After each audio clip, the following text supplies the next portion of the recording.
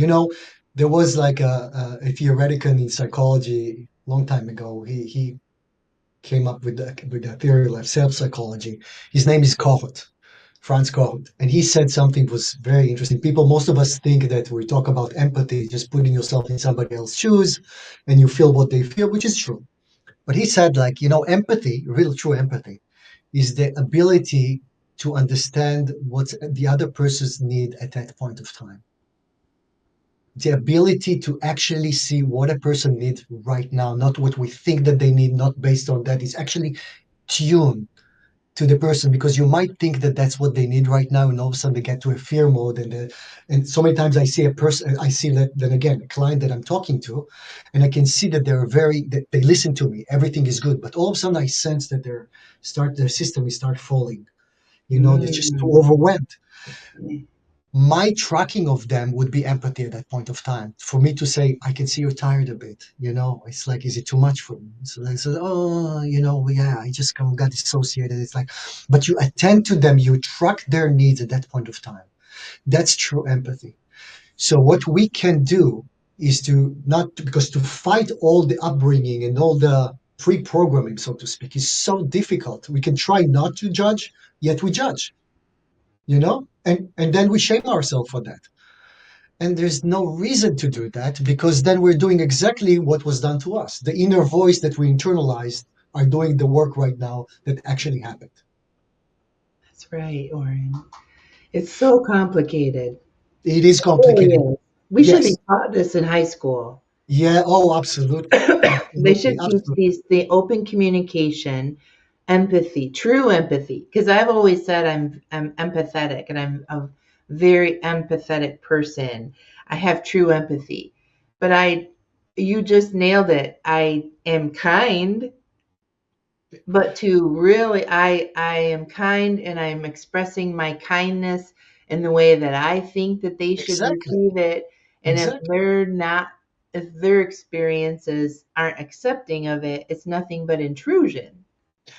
Yes, so that is very true, and this is why we really want to take care of ourselves and to understand ourselves and to understand our history, not for the sake of just remembering the event, because that's by itself doesn't help. So we remember that, but we can remember it and still be the same. How can we be kinder to each other, and to kinder meaning like so you and I, let's say, have general empathy and kindness, which we are, but at the same time, because of our experiences with our parents, that all of a sudden that won't kick in, and all of a sudden when you really needed me to hear you, I won't be able to. As much as I want to be kind to you, I won't be able to listen to you. Or you can see parents, let's say old generation, even this generation, that believes in spanking, let's say. So they are thinking like, oh, I'm not doing that out of anger. I'm doing that well, maybe you want to be open to other things, because that doesn't really work to get your son or your daughter to be a healthy and confident human being. You're hurting their heart. You're doing something that you use power over another human being, a little one, just because you have the power and you decided that you want to educate them. And maybe it worked in the time, you thought it worked in the time, but right now it might be we have different information about that.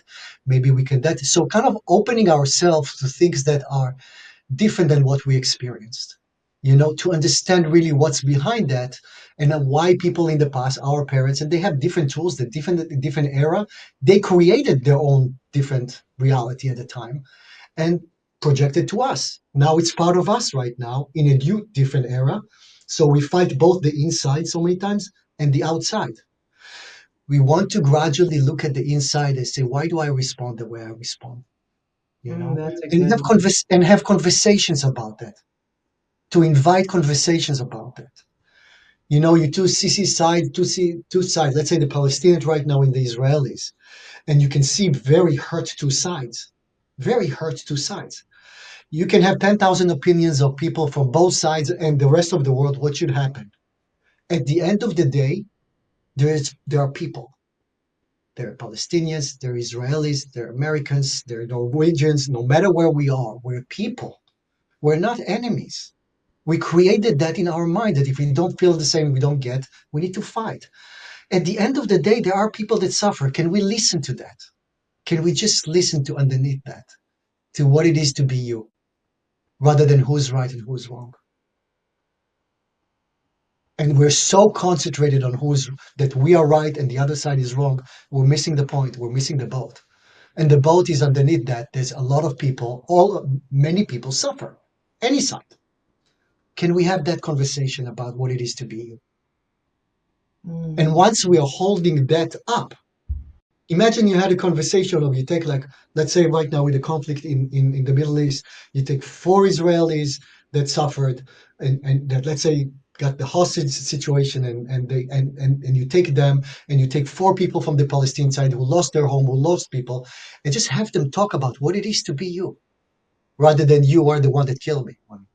We talk about we're not talking about the group organization. We talk about the people themselves. They didn't do anything to you. They just suffer. Both sides suffer.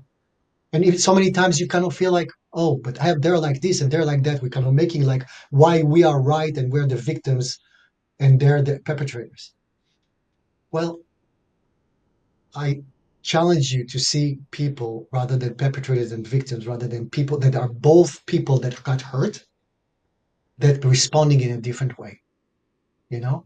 And so you want to look underneath that. I promise you that once these people can see each other as people rather than enemies or which side is right or wrong and which side hurts us, you'll see it. You'll get people to get to bond together. It doesn't matter from where.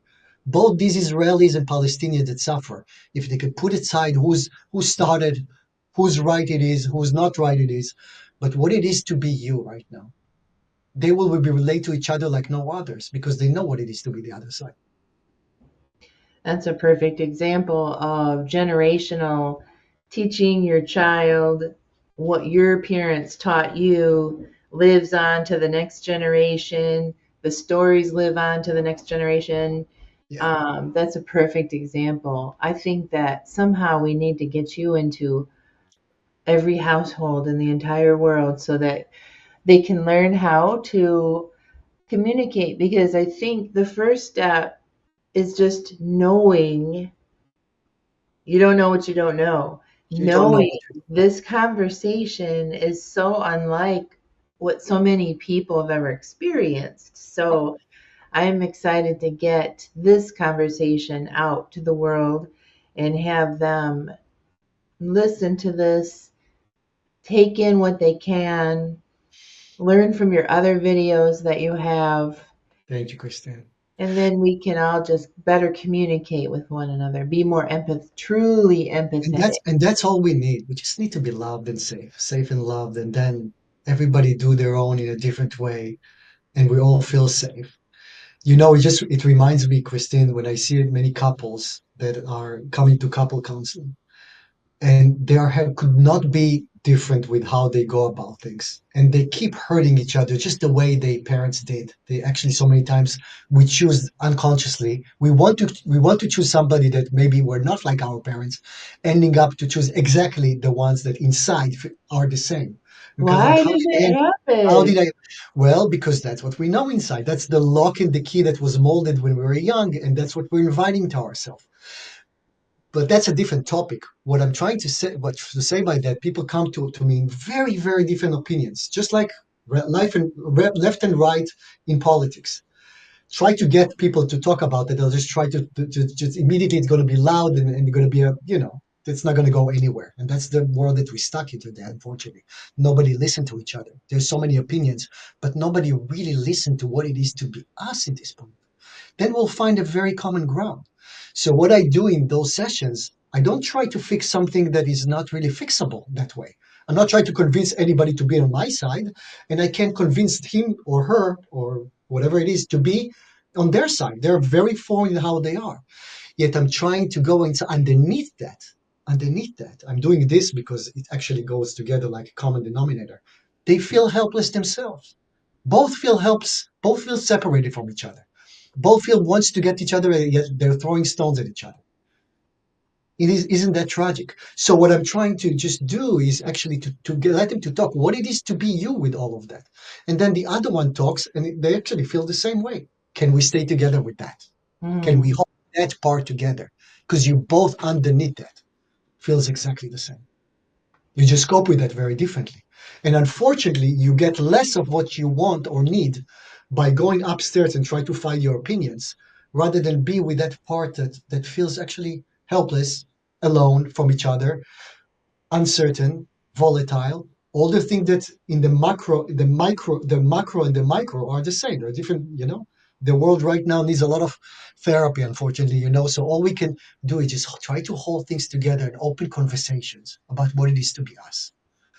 Then you really find for in not too long that all kind of the opinions how to go about it less matter, right?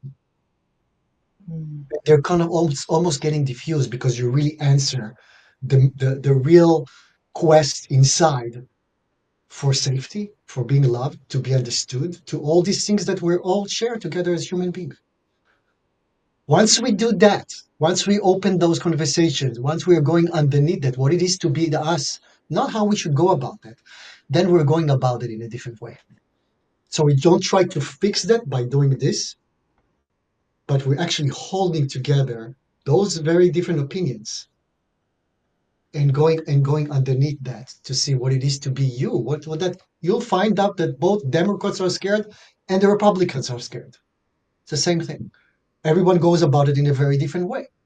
And that might anger us because it goes to very much to the trauma or to the existence it's like almost like feeling somebody's after you.